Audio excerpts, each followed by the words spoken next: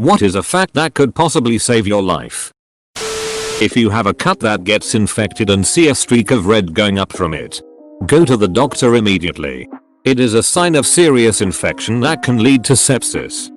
A girl in my middle school pointed out the girl sitting in front of me and started yelling that she needed to go to a hospital right away. The girl had what looked like a red purple tree root tattoo coming out of her sock and up her calf. Turns out she was right and it was some kind of blood infection.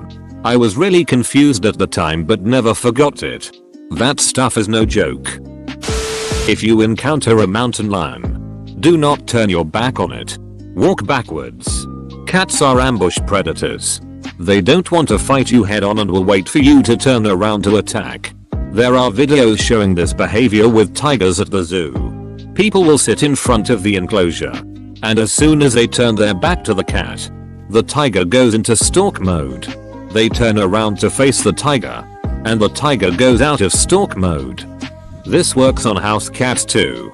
My cat loves to stalk me, and when I turn and face her she's suddenly cute and fluffy and cuddly. I turn my back and my leg gets eviscerated. Actual fires spread shockingly fast. We all like to play what's the one thing you'd grab if your house was on fire?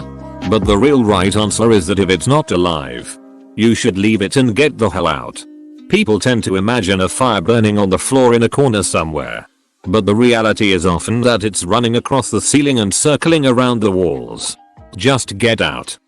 I'm in Australia and recently was woken up by a watch and act alert.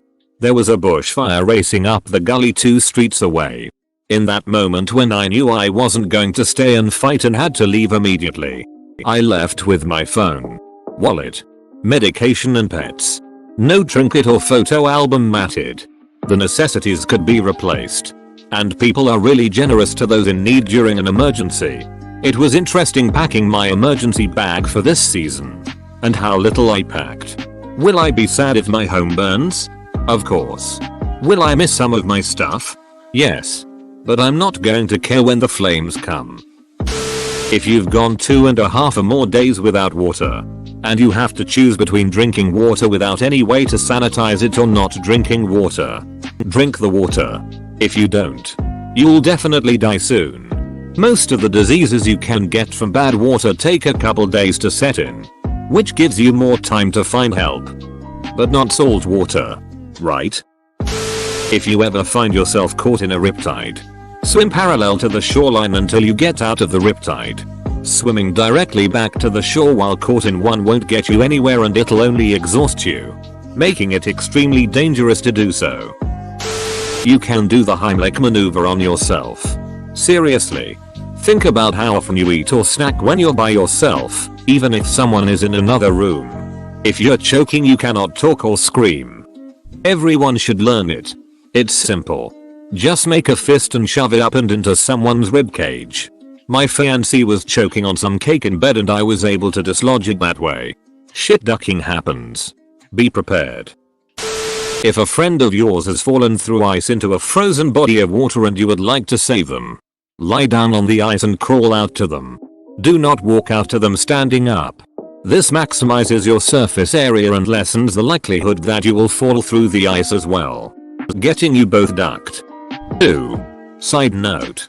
If you are the one to fall through the ice, the first thing to do is to calm down and fight the effects of shock by taking deep breaths. You will do no good spazzing out and hyperventilating. After calming down, the next step is to army crawl on the ice. Do not try to lift yourself up on the nearest ice because this will make that ice also fail. Once army crawling on the ice, bring your legs parallel to the surface of the water and kick hard and fast, pushing yourself onto the ice. Similar to the above comment. This is to minimize stress on the ice by maximizing surface area. Close your bedroom door at night. The amount of damage done to a room with a closed door by fire is significantly less than one with an open door. You may have a chance to escape. Edit. Here is a video showing the difference. YouTube.com link and feature equals YAUTABNT equals 213. Good call. U/can summon 1,010,101,010. Let me piggyback on this. If you are trying to escape a burning building and are about to open a closed door, Be wary that there may be fire built up and trapped on the other side waiting for an opening to burst to the next room. If the door opens inwards, towards you, stand aside while opening the door, using the door as a shield, so the built up fire doesn't blast you. Don't tailgate. Don't brake check tailgaters. Seriously this. You're in charge on a 1+ ton death machine and you want to play games? Duck right off with that shit and messing with other people's lives. Rhinos, hippos and buffalo are more likely to duck you up than carnivores. TBH, they are all just boss level cows. Fast, face, arms, speech, time. It's a way to spot a stroke. Face. If you've got an uneven smile or a part of your face is drooping. Arms. If you raise your arms and one of them slumps or can't be raised as high. Speech. Slurred or unintelligible speech. Time is of the essence.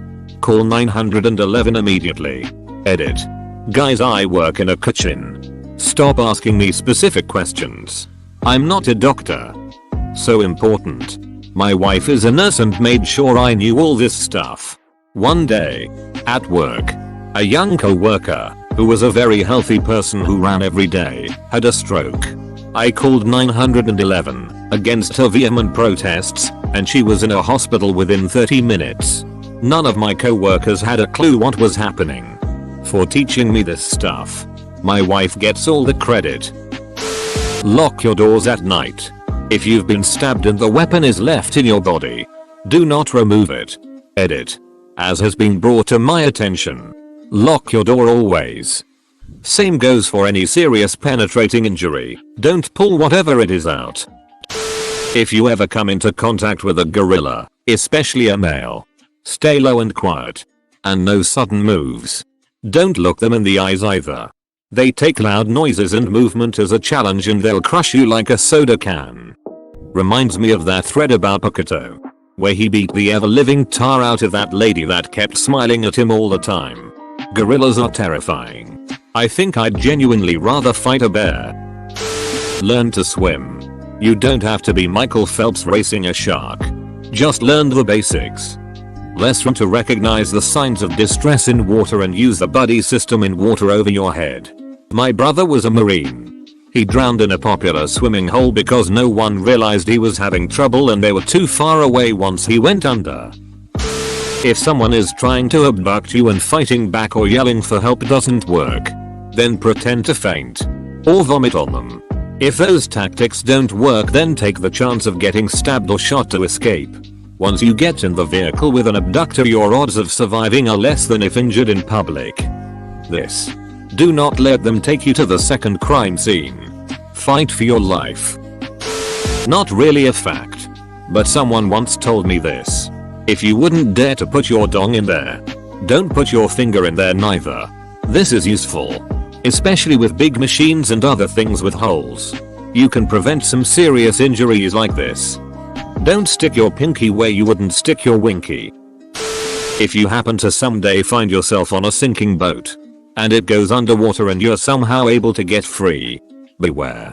Once the air neutralizes, if you're far down enough, water pressure will kill you and collapse your lungs. To avoid this, scream all the way to the top. No joke. While you swim up, scream. It'll keep the pressure from killing you. Would screaming not drain you of air supply?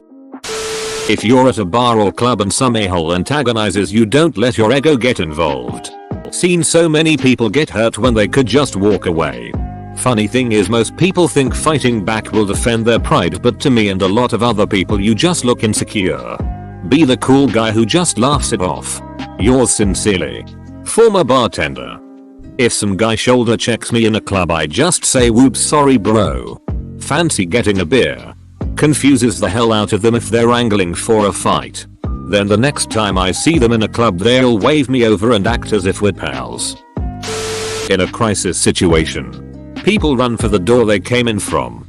When the shooter walks into the restaurant, run for the kitchen. There's always an exit through the kitchen, and very few people will think to run there. Plus, if you're not armed, a kitchen is full of killer cutlery to defend yourself with. Same on a plane. Flight attendants aren't just telling you the exits are here. Here and here for fun. Go out the nearest exit. Not the one you came in through. There is a YouTube video with tips for if your parachute doesn't work. And it's very loud. Has captions. And is very fast paced.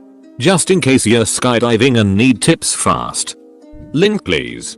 3 minutes without air. 3 days without water. 3 weeks without food. Worst title for a diet book. The carotid artery. When you see someone whose neck was slashed, cut and is bleeding out profusely, reach for his carotid artery and then pinch it so he'd stop bleeding out. My uncle was saved because of this. Some drunk ass dunt slashed his neck with a broken bottle. His friend reached for his carotid artery so he stopped bleeding out until they reached the ER. Yowta be link. Clint Malakuk was a goalie in the NHL. He's still alive. Just not a goalie. Got his jugular slashed by another player's skate. His trainer shoved his fingers into the vein and saved his life. Also the ad they throw in at the end is morbidly hilarious. If the accelerator in your car gets stuck and you cannot stop, shift your car into neutral. Don't turn the key in the ignition till you stop moving also. It'll lock the steering. Don't be too proud to ask for help. Life has this odd habit of throwing us curveballs every now and then. It can be difficult to overcome it on your own. So don't be alone. Open up. Confide in people you trust. Seek professional help. And be patient. It takes time. Just don't keep it all in you and fight it alone. That's a recipe for real damage to your mental health and happiness.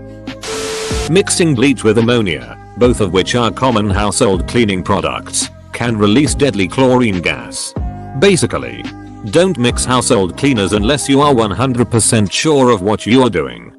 Also always leave a window open if you're going to mix anything. The best idea is to not mix anything. If you find yourself peeing a lot, I mean just an inordinate amount, you find yourself tired, thirsty, and hungry all the time, you find yourself paradoxically losing weight, diabetes, every head injury, no matter how minor, has the potential to be fatal. Always treat a firearm as if it is loaded. If you are unfamiliar with the weapon and you must move it, point the barrel down at the ground. Keep it away from your feet and keep your finger off the trigger. Turn into a skid. This is the way it was taught to me. Turning into a skid means the difference of going into a ditch and going into a ditch upside down. Chips can be used as a fire starter.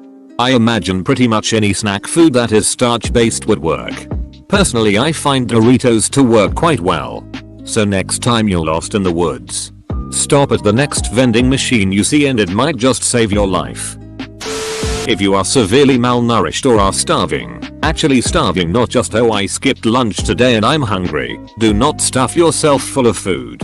Your body will go crazy and start producing a bunch of nutrients using stuff in your body that's already in low abundance, causing your body to go haywire.